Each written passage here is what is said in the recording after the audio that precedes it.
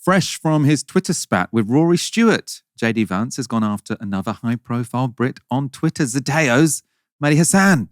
And we'll go to the flame war in one moment. And first of all, though, you need to understand the context, which is this. Donald Trump has banned the Associated Press from the Oval Office and Air Force One for continuing to call the Gulf of Mexico the Gulf of Mexico. Now, you might remember, Trump thinks the Gulf of Mexico should now be called the Gulf of America. That name change was signed into US law 9 days ago aboard Air Force One. He said sort of on the plane that he hadn't yet spoken to Mexico about this. So where does the Mehdi Vance beef kick in? Well, on Monday night, Mehdi Hasan tweets this. So it's a tweet about AP reporters losing their access because of this. He says, "Hey, JD Vance, I know you're busy lecturing the Europeans on free speech, but have you seen this?" The context there, obviously, JD Vance speaking at the Munich conference, complaining that the Europeans don't respect free speech. JD Vance replies like this: "Yes, dummy. I think there's a difference between not giving a reporter a seat in the White House press briefing room and jailing people for dissenting views. The latter is a threat to free speech. The former is not. Hope that helps." Now, I'm not actually sure who JD Vance is claiming like the Europeans have jailed, right? Because the person that always comes up in the British context is Tommy Robinson, and Tommy Robinson hasn't been jailed for journalism. He's been jailed for repeating a libel about a teenage refugee, which is very different to being a free speech issue. I would also say that this is a free speech issue, right? If you're obviously, it's not a free speech issue to the extent of jailing a journalist, but if you're saying unless you conform to describing the world as we declare it is, you can no longer have access, which is really required to do your job properly, right? AP, they make their money. They're like Reuters and Associated Press. They're the two sort of big press agencies who supply news and footage which other outlets use. So you'll often sort of see some footage on the news, on Sky News, for example, which will be provided by AP. So if they don't have access to Air Force One and the Oval Office and all their competitors do, then that is going to cause them financial damage. It makes it harder for them to do their jobs. And so if you are explicitly saying, unless you agree with our stance, we're going to make it very difficult for you to do your job, then that is obviously a threat to free speech. Let's see how Mehdi responds. He says, "Thank you, Mr. Vice President, for taking time out of your busy schedule to call me names. But your boss, Elon Musk, just called for a long prison sentence for CBS journalists for edits he didn't like. Did you not get the memo? Do you agree with Mr. Musk on locking up US TV journos?" So he's saying that, in fact, the Trump administration, not only are they sort of bullying journalists by threatening their businesses, but they are also actually sort of wanting them to get locked up. This is the tweet Mehdi was referring to from Elon Musk. 60 Minutes are the biggest liars in the world. They engaged in deliberate deception to interfere with the last election. They deserve a long prison sentence. And that was for edits to a Kamala interview that he did not like. As for the ban on Associated Press that sparked the debate, Trump was asked about that yesterday. The Associated Press just refuses to go with what the law is and what is taking place. It's called the Gulf of America now. It's not called the Gulf of Mexico any longer. I just say that we're going to keep them out until such time as they agree that it's the Gulf of America. We're very proud of this country, and we want it to be the Gulf of America. Now, the Associated Press, as you know, has been very, very wrong on the election, on Trump and the treatment of Trump and other things having to do with Trump and Republicans and conservatives. And they're doing us no favors, and I guess I'm not doing them any favors. That's the way life works. I always feel like in any kind of movie, when you start speaking about yourself in the third person, it's when your downfall is about to begin. Sort of that level of hubris doesn't seem like, surely that can't last. But this is Trump, so what can you say? David, you've got to choose your team. Are you team JD Vance or team Mehdi Hasan? I'm just embarrassed for my humble country of origin. This is all humiliating. And it wasn't even, you showed the clip of Trump referring to himself in the third person there. But then also in the earlier segment about Ukraine, in his posts, he's not just doing it in third person. He's not just doing it in all caps. He's also doing it in quotation marks. The level, I wouldn't even call it hubris. It's sort of a Heideggerian sort of thinginess. It's very ontological in the way that Trump understands himself and the phenomenon that is.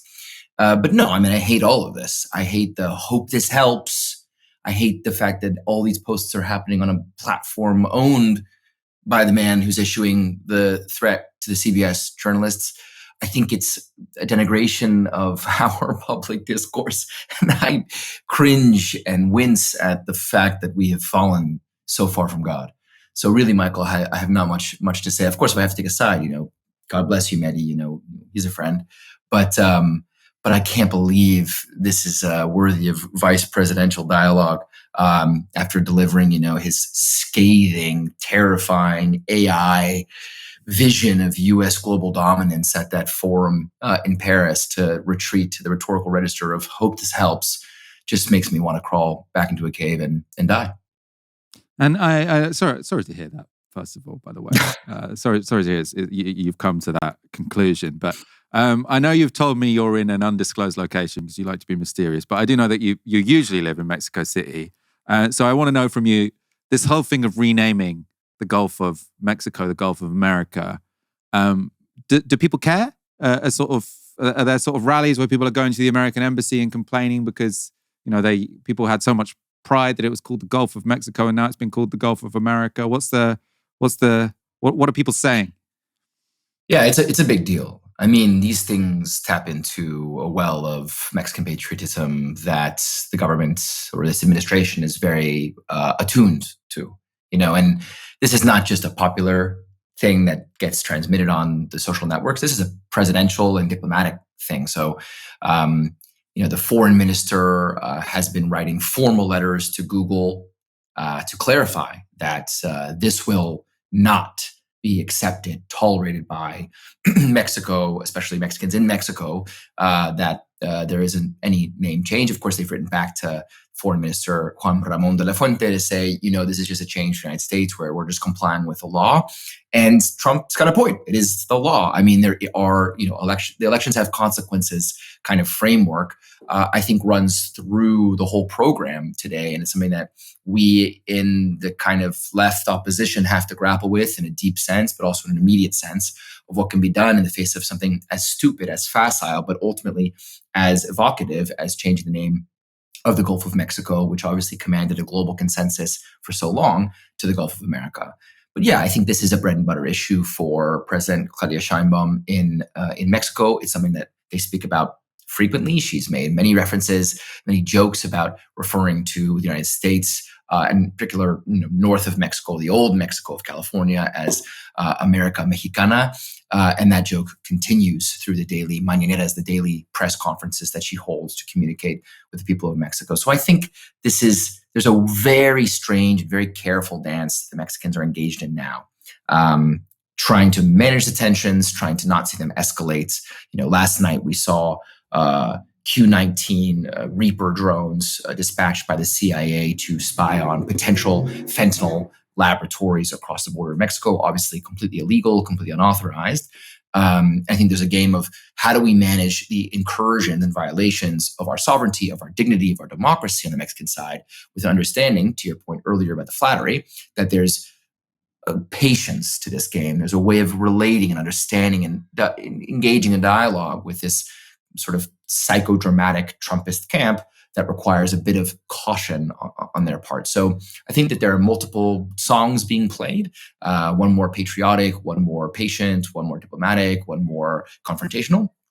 And they're seeing if it's possible to hold the pieces together of their domestic project in its national popular character, as well as the North American alliance, which is, of course, its backbone of security and prosperity, including the migration issue in the medium term.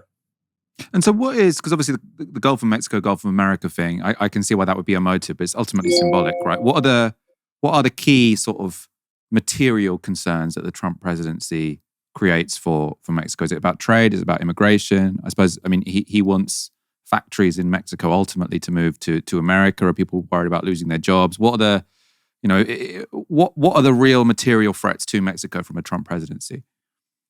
It's everything, Michael. There's an old famous phrase that has long defined the Mexican position vis-a-vis their North American neighbor, which comes from the old dictator Porfirio Diaz, but remains as relevant as ever 100 years later, which is poor Mexico, so close to the United States and so far from God.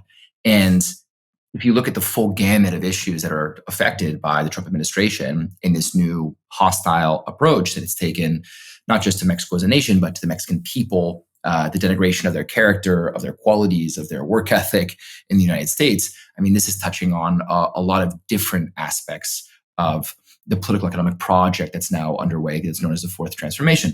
One is certainly about migration, the millions of Mexicans who are living in the United States or engaged in seasonal migration for economic opportunities. One's about the domestic economy. There was a thing called NAFTA, renegotiated by Trump to call it USMCA.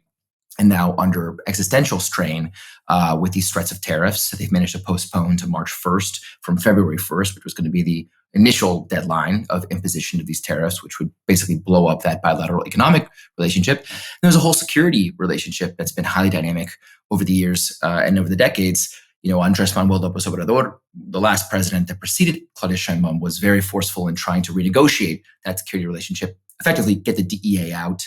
A lot of this drug war that the United States exported to Mexico ended up being tremendously violent, inflaming the issue, not resolving it.